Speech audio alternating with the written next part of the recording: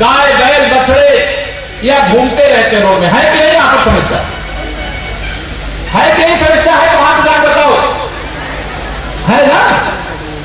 तो इस बात को मुझे बताइए कि ये जो छूटे हुए घूम रहे हैं इनको किसने छोड़ा था? हाँ, ये नहीं बताओ किसने छोड़ा था? हाथ उठाकर बताओ जरा किसने छोड़ा।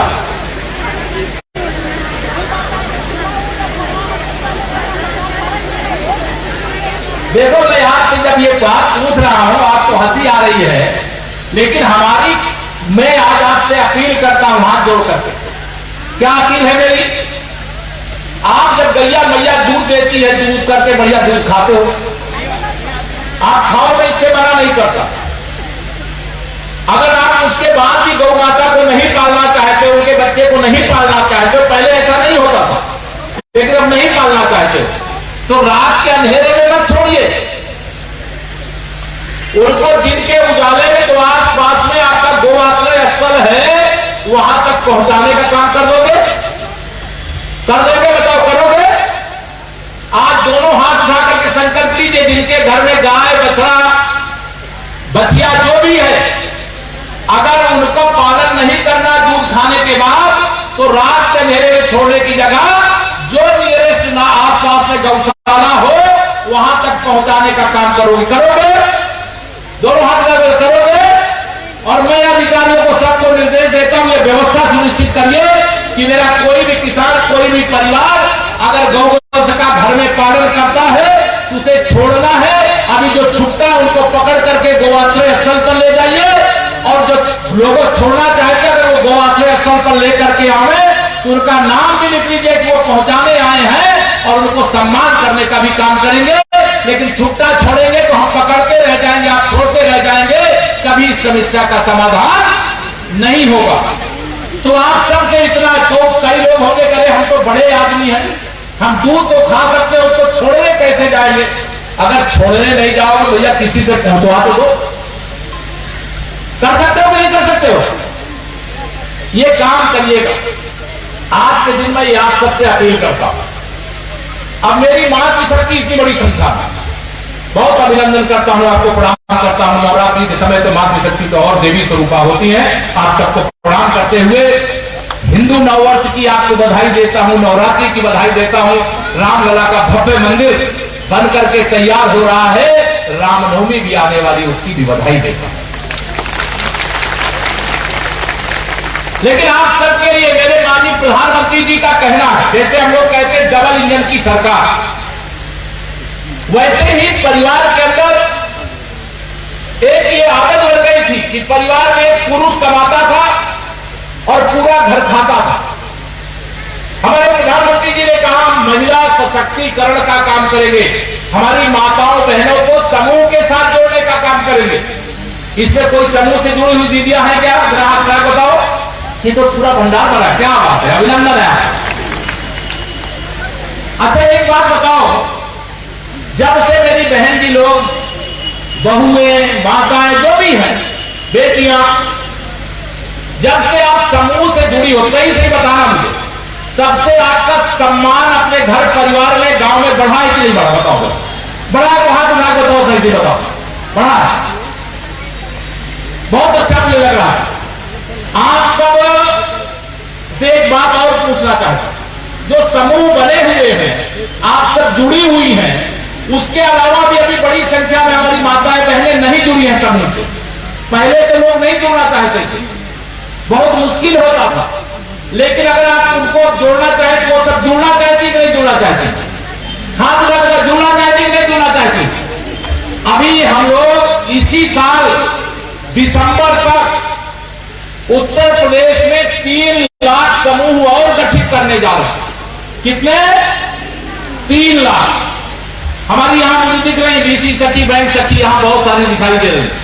आप में से कौन क्या सामान बनाता है मुझे मालूम नहीं, जल्दी जल्दी आज आने का कार्यक्रम बना था, अन्यथा आपका जो उत्पादन होता वहां भी मैं देखता। सरकार का लगातार प्रयास है कि जो सामान का निर्माण आप करें उसे बेचने के लिए व्यवस्था हो और खरीदने वालों की भीड़ हो। अगर आप 1000 रुपए महीने कमा रही हैं तो 10,000 रुपए महीने कमाएं। पुरुष भी कमाए और घर की महिलाएं भी कमाएं, फिर ये डबल इंजन के जैसे सरकार पुरुष और महिला कमा करके परिवार को आगे बढ़ाए। ये सरकार का प्रयास है और इससे सबका सम्मान भी बढ़ता है, परिवार को खुशहाली भी आती है। और महिलाएं अगर कमाएंगी तो कोई गलत काम में पैसा अपना नहीं खर्चा करेंगी, अपने परिवार की भलाई के लिए, अपने बच्चों की पढ़ाई के लिए और अपने परिवार को आगे बढ़ाने के लिए पैसा खर्चा करेंगे। आजकल मैं देखता हूं बहुत सारे लोगों को आवास मिल गया है। अभी कुछ माताएं बहनें हाथ उठा रही थी, हाँ हमें नहीं मिला, कई लोगों को नहीं मिला। पहले वो देखो भाई फिर अभी, अब पहले क्या होता था, मैं जब छोटा था तो मेरी माता जी क्या करती थी, थोड़ा थोड़ा पैसा बचाती थी और बचा करके जब घर बनाने का कि एक पक्का पूरा कच्चा मकान था तो उसमें से थोड़ा थोड़ा पैसा बचा करके एक पहले छोटी सी कोठरी बनाने का काम की, कोई रिश्तेदार मेहमान आएंगे तो वहां पर उनको बैठाएंगे, रखेंगे। पहले ये प्रधानमंत्री आवास जैसे आज माननीय नरेंद्र मोदी जी जैसे प्रधानमंत्री तो बहुत थे, लेकिन जो कच्चे मकान में रहता था उसे पक्के मकान में रखने की चिंता करने वाला इसके पहले प्रधानमंत्री देश में नहीं हुआ है, जो आज आप सबके आशीर्वाद से हुआ। आज से मैं एक बात कहकर के अपनी बात शुरू करूंगा, अगले कार्यक्रम में मुझे जाना है। ये जो आजकल आदत हो गई कि अब तो प्रधानमंत्री आवास मिलेगा, शौचालय मिलेगा, बीमार होंगे तो इलाज करा रही थी, आयुष्मान भारत का कार्ड मिलेगा और फ्री में अभी राशन मिल ही रहा है और उज्ज्वला योजना का गैस का कनेक्शन मिला है और 1 अप्रैल मतलब जो नया वित्तीय वर्ष आ रहा है, 1 वर्ष में 2 भरा हुआ सिलेंडर, अब की हम बजट में व्यवस्था करके यहां आए, 1 वर्ष में 2 गैस का सिलेंडर भराने का काम उत्तर प्रदेश की सरकार भी करेगी, एक होली में और एक दिवाली में। इसकी भी बधाई देता हूं। तो यह भी कहेंगे गैस का सिलेंडर भी मिल जाएगा। पहले तो मिट्टी के तेल की डिबिया जला करके, लालटेन जला करके हम घर में रहते थे और बिना पैसा दिए, अब तो जिनके घर में कनेक्शन नहीं था वहां भी बिजली पहुंच गई है। पीने के पानी के लिए हर घर में नल से जल आने जा रहा है, राशन सब कुछ मिल रहा है। बच्चा अगर हमारा छोटा है तो आज प्राइमरी, ये तो इंटर कॉलेज जैसा है जहां परिसर में हो, लेकिन आजकल प्राइमरी में और जूनियर हाई स्कूल में जो बच्चे पढ़ते हैं उनको किताब भी मिल रही, उनको ड्रेस भी मिल रहा है, उनको जूता मोजा भी मिल रहा है और वहां मिड डे मील का दोपहर का भोजन भी मिल रहा है, मिलता है। तो आजकल लोगों को लगने लगा सब फ्री में मिलने लगा। मैं नहीं जानता बाराबंकी में स्वभाव है कि नहीं, लेकिन बहुत सारे जिलों में मैं जाता हूं तो अब तो सब फ्री में मिल रहा है और दिन में बैठ करके ताश के पत्ते खेलने का काम करते हैं। करते ही नहीं करते हैं या कुछ ऐसे काम करते जो नहीं करना चाहिए। मैं आप सबसे प्रार्थना करता हूं कि देखिए हमारे देश की जो सबसे बड़ी ताकत, हमारे प्रदेश की जो सबसे बड़ी ताकत है हमारी श्रम शक्ति है। अगर हमारे अंदर कोई गुण है और उसको उस काम को आप छोड़ दिए तो फिर बाद में वो कार्य भूल जाएगा। आज आप खेत में पसीना बहाते हैं और सोचे खेत में कोई बात नहीं कुछ बोएंगे तो फ्री में मिल ही रहा है। अगर यह सोचिए तो आपका परिवार या आपका गांव या आपका जिला, अपना प्रदेश, अपना देश आगे नहीं बढ़ पाएगा। मैं आप सब लोगों से इधर, चाहे मेरे बड़े बुजुर्ग बैठे, नौजवान बैठे हैं, माताएं बहनें, सबसे आज अपील करके जा रहा हूं, जितना पहले मेहनत करते थे उससे दुगना मेहनत करो, पैसा कमाओ और अपने खाते में जमा करो। सरकार को नहीं चाहिए, लेकिन जो आप परिश्रम करते थे वो परिश्रम करना बंद मत करो। ये आप सबसे हाथ जोड़ करके मेरी प्रार्थना। सब लोग मिलकर के काम करेंगे तो हम आगे बढ़ेंगे, हमारा घर परिवार गांव क्षेत्र सब आगे बढ़ेगा। करोगे ये? जैसे पहले प्रोसीजर बताओ आप लोग, इक्वल माताएं मैंने बता दी, परिश्रम करोगे, दोनों हाथ मार बताओ करोगे। अभी इसी गांव के अंदर मुझे पता चला था कोई एक परिवार है जो लगातार गांव के विकास के लिए बहुत अच्छा काम कर रहा है। कोई गांव के विकास के लिए मुझे कंफर्म पता नहीं है, इस गांव के अंदर विकास का काम कर रहा है। अभी ओला पड़ गए, थोड़ा इधर पड़े गए, खेती में कुछ नुकसान हुआ है कि नहीं हुआ? जरा हाथ उठा बताओ, हुआ है कि नहीं हुआ? हुआ। सर्वे का काम हो गया कि नहीं हो गया? अभी नहीं हुआ। सारे अधिकारी इसको नोट कर ले, ये सरकार का स्पष्ट निर्देश है। जो भी फसलों का नुकसान हुआ है उसका अविलंब सर्वे करा करके उसके मुआवजे के वितरण की कार्रवाई बिना देरी सुनिश्चित कराने का काम करेंगे। दूसरा, एक और निवेदन, बहुत सारे ऐसे किसान हैं आजकल जागरूक किसान हो गए, वो प्रधानमंत्री फसल बीमा योजना में अपनी फसलों का बीमा कराते हैं। कोई किसान ऐसा है जिसने अपने फसल का बीमा कराया हो? बताओ हाथ उठा करके। बहुत लोग कराए। ये निश्चिंत बैठे हैं, चाहे ओला पड़े, चाहे पानी गिरे, चाहे आंधी आए, अगर इनकी फसल बर्बाद होगी तो प्रधानमंत्री फसल बीमा योजना के अंतर्गत इनके खाते में उस नुकसान की भरपाई पहुंचा देने का काम किया जाएगा। तो आप सबको ये भी आह्वान है, जैसे ये सारे किसान कर रहे हैं वैसे बाकी किसान भी प्रधानमंत्री फसल बीमा योजना से अपने खेती जो करते हैं उसको आच्छादित करने का काम करें।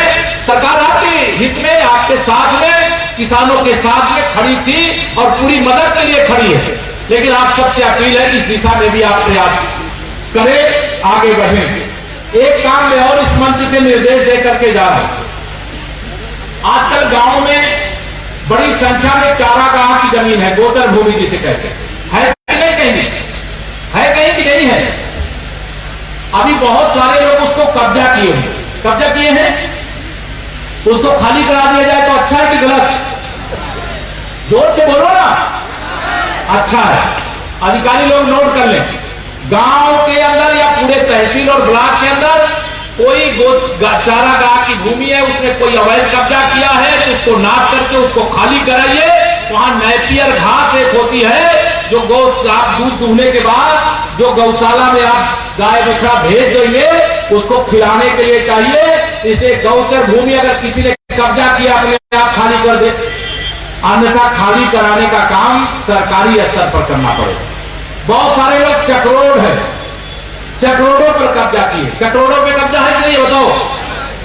जोर से बताओ है। उसको भी खाली करा दिया जाए तो चक्रोड को, चकमार्ग को खाली कराना, मनरेगा से तत्काल प्रभाव से उसको आने जाने के लायक बनाना और फिर आगे योजना में जैसे बजट की व्यवस्था हो उसे पक्का मार्ग बनाना, क्योंकि जो कब्जा किया है वो एक व्यक्ति है और जो आने जाने वाले हैं पूरे गांव के हैं, पूरे मोहल्ले के हैं। इसे हमें सबका साथ जब करना है तो एक व्यक्ति का विकास नहीं करना। ये पहले की सरकारें करती थी, कुछ का साथ कुछ का विकास, और हमें तो सबका साथ चाहिए और सबका विकास चाहिए। कोई तालाब में कोई कब्जा कर ले, अब वो तालाब में कब्जा कर लिया, हमें अगर उस तालाब को सरोवर बनाएंगे तो कब्जा खाली कराना पड़ेगा। एक बात मैं मंच से कह दे रहा हूं, कोई गरीब आदमी का गलती से कब्जा है तो उसे पहले वैकल्पिक कोई व्यवस्था करा देना, तब खाली कराना। और किसी भूमाफिया ने कब्जा किया है तो सीधे कार्रवाई करके उसको खाली करा लेने का काम कर रहे हैं। हमारी सरकार ने गरीबों की भलाई के लिए जो कुछ किया जा सकता है वो सब कुछ कर रहे हैं और आगे भी करेंगे। आप सभी यहां पर आए हुए जितने भी लोग, अब हम सारे काम ईमानदारी के साथ कर रहे हैं। अब कई बार कोई योजना आती है उसमें भी रिश्वतखोरी कोई शुरू करता है, तो यह मैं स्पष्ट मंच से कह रहा हूं, कोई अगर भ्रष्टाचार करेगा तो वो जेल जाएगा, इसके लिए वो तैयार रहना चाहिए। हमारी सरकार भ्रष्टाचार मुक्त भारत बनाना चाहती है, भ्रष्टाचार मुक्त उत्तर प्रदेश बनाना चाहती है, भ्रष्टाचार से मुक्त बाराबंकी बनाना चाहती है। आजकल भ्रष्टाचारियों पर कार्रवाई होती है तो बड़ी तेजी से तिलमिला उठते, वो कह रहे हैं कि माननीय नरेंद्र मोदी जी की सरकार छापा क्यों डलवा रही है। आप बताइए, जितना पंडाल बना है और पंडाल के बाहर भी आप सब हैं, अगर छापा डालने के बाद इतने बड़े बड़े पंडाल, क्या बड़े बड़े हालों में नोट की गड्डियां रखी हैं, सोने की सिल्लियां रखी हैं, चांदी की सिल्लियां रखी हैं, कीमती कीमती जो जमीनें हैं उसके दस्तावेज रखे हैं, और छापा पड़ता है तो कह रहे हैं हम विपक्ष में, हमारे यहां छापा नहीं पड़ना चाहिए। अच्छा बताओ, जिसने भ्रष्टाचार किया उसके यहां छापा पड़ना चाहिए कि नहीं पड़ना चाहिए? जोर से बताओ, पड़ना चाहिए कि नहीं पड़ना चाहिए? और आजकल ये छापा पड़ता है तो बिलबिलाते हैं, लेकिन माननीय प्रधानमंत्री जी ने कहा है ना मैं खाऊंगा न खाने दूंगा, और जिसने मेरे गरीबों को लूट करके खाया है 100 रुपया में से 85 रुपया खा गए, 15 रुपया केवल गरीबों की भलाई के लिए खर्चा किया। बिजली खा गए, सड़कों का पैसा खा गए, नहरों का पैसा खा गए, किसानों के मुआवजे का पैसा खा गए, गरीबों के पेंशन का पैसा खा गए। 3 लाख करोड़ का राशन माननीय प्रधानमंत्री जी वितरित कर चुके। और मैं पूरे प्रदेश में जाके पूछता हूं, कहीं पर भी इस प्रकार की शिकायत अगर मिली कि कोई भ्रष्टाचार कर रहा है तो हम उसको छोड़ने वाले नहीं है। इसे इस मंच से मैं कहना चाहता हूं, ये जो भ्रष्टाचारियों के खिलाफ कार्रवाई हो रही है उसका समर्थन है, दोनों हाथ मिला के तो समर्थन है। अब आप भरोसा रखिएगा, ये देश के भ्रष्टाचारियों से जिन्होंने देश और प्रदेश और बाराबंकी को लूटा है, यहाँ के गरीबों को, किसानों मजदूरों को लूटा है, उनसे एक एक पाई वसूल करके कहीं प्रधानमंत्री आवास बनाएंगे, कहीं हर घर नल से जल पहुंचाएंगे, कहीं घर घर शौचालय बनाएंगे, कहीं उज्ज्वला योजना पहुंचाएंगे, कहीं किसानों को निःशुल्क बिजली देने का काम करेंगे, कोरोना की फ्री में वैक्सीन लगाने का काम करेंगे। तमाम जो गरीब कल्याण के काम है, सबके हित के काम है, देश की सीमाओं को सुरक्षित करने का काम करेंगे। और देश में कोई आतंकवादी हमला करेगा तो सर्जिकल स्ट्राइक और एयर स्ट्राइक करके दुश्मन देश में घुस करके भी भारत का तिरंगा फहरा देने का काम करेंगे। यह संकल्प लेकर के हम देश को आगे बढ़ाने का काम कर रहे हैं। मैं आप सभी लोगों का आह्वान अपील करता हूं कि संकल्प को सफल बनाने के लिए अभी 2024 में फिर लोकसभा का चुनाव आ रहा, सारे विरोधी कह रहे हैं कि हम मोदी जी को जीतने नहीं देंगे, और देश की जनता कह रही कि हम मोदी जी को हारने नहीं देंगे। ये सारे लोगों को जो क्या लक्ष्य है, नहीं मोदी जी को फिर से प्रधानमंत्री नहीं बनने देंगे। क्यों नहीं बनने दोगे भाई? क्योंकि मोदी जी महिला सशक्तिकरण करते, महिलाओं की आमदनी बढ़ाने के लिए योजनाएं बनाते, गरीबों का घर बनाते, किसानों को सम्मान निधि देते, कोरोना की वैक्सीन लगा करके निःशुल्क, किसी को पैसा कोरोना वैक्सीन का देना पड़ा है क्या? कोरोना की निःशुल्क वैक्सीन लगाते और भ्रष्टाचारियों के हाथ करके जो लूटे हैं उसको वसूल करने का काम करते हैं। इसे मोदी जी को प्रधानमंत्री नहीं बनने दोगे? ये रोक सकते हैं क्या मोदी जी को पीएम बनने से? बताओ जरा, दोनों हाथ में बताओ, रोक सकते हैं क्या? अब मैं दावे से कहता हूं, हम तो हमारे कार्यकर्ता तो जाएंगे वोट मांगने के लिए, आप सबका आशीर्वाद लेने के लिए, लेकिन आप सब भी, मैं जानता हूं, मोदी जी के लिए सब कार्यकर्ता की तरह काम करते हो, अपना भी वोट देते हो और कमल के फूल की बटन दबा करके देश को कमल के फूल की तरह खिलाने के लिए ताकत प्रदान करने का काम करते हो। मैं आप सबको हृदय से बहुत बहुत प्रणाम करते हुए, बहुत बहुत शुभकामनाएं देते हुए, अचानक चौपाल हुई और इतनी बड़ी संख्या में आप सब आ गए, इतना बड़े लोग, इतनी बड़ी संख्या में लोगों का दर्शन हुआ। मैं हृदय से आप सबको अभिनंदन करते हुए अपनी वाणी को दूंगा विराम। जरा दोनों हाथ उठा करके बोलिए जय